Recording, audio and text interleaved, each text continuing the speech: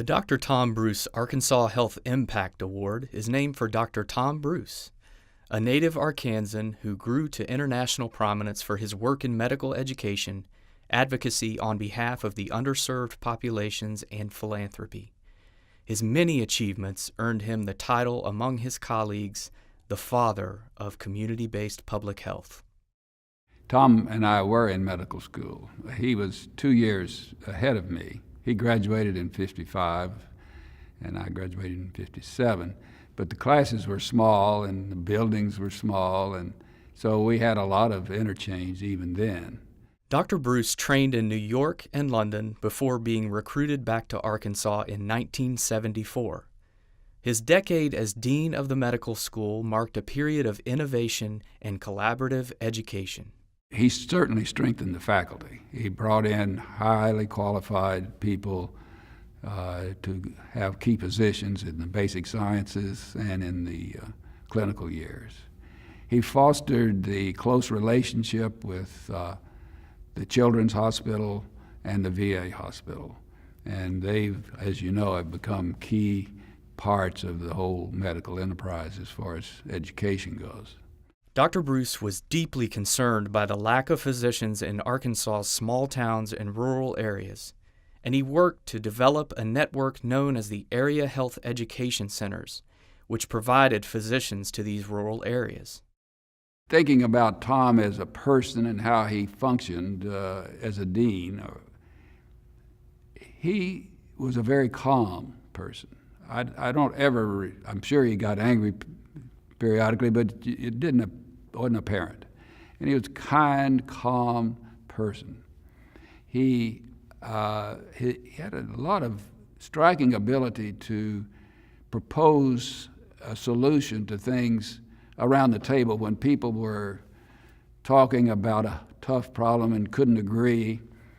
He would propose something that we hadn't thought of, and calmly, and everybody said, wow, we hadn't thought of that. So Dr. Bruce's work has been memorialized in his writings on rural health. Other states have used his work as a model to advance their programs. I can always remember Dr. Bruce talking about his dreams for public health because I really knew he was involved in thinking about it when he used to jiggle the coins in his pockets. I knew he was paying attention and he was sharing from his heart when he did that.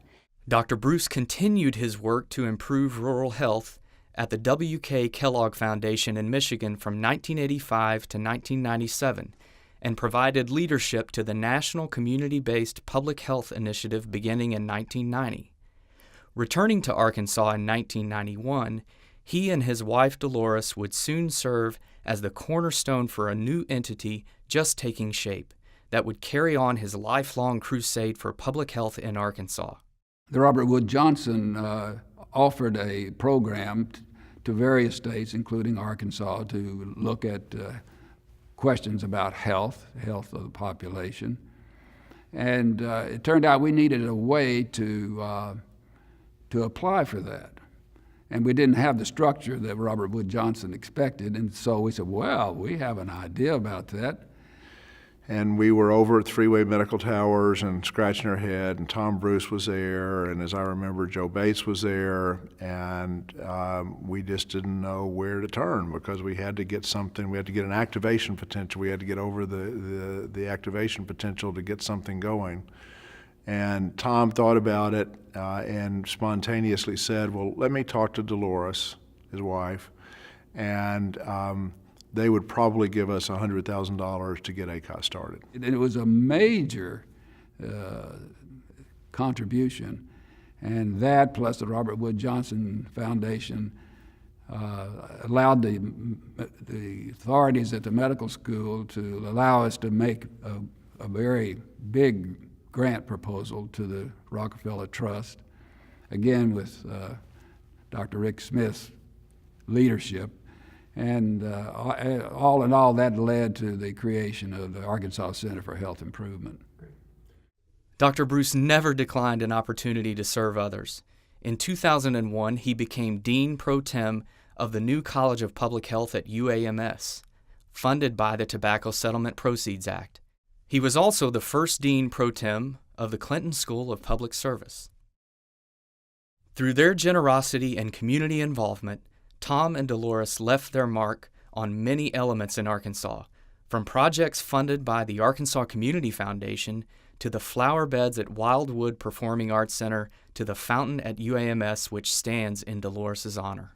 I'm sure, I don't know this for a fact, but I'm sure that Tom and Dolores gave some money for the College of Public Health, and the big Commons room is named the Bruce Commons, which goes along with Tom and Dolores' idea of bringing people together in a space and a function for people to be able to be together and share ideas, and where students and faculty and people from the community could work together.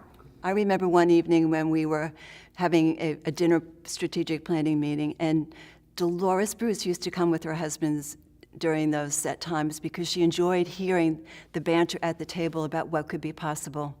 She was a great inspiration to him, and we all knew it. And we were very happy that they were able to pay tribute to her with the wonderful fountain that's on the campus of UAMS. I can't go by that fountain every day and not think about Dolores, and what a wonderful partner she was to Dr. Bruce. Arkansas has many challenges in our health and our healthcare space, as do other states.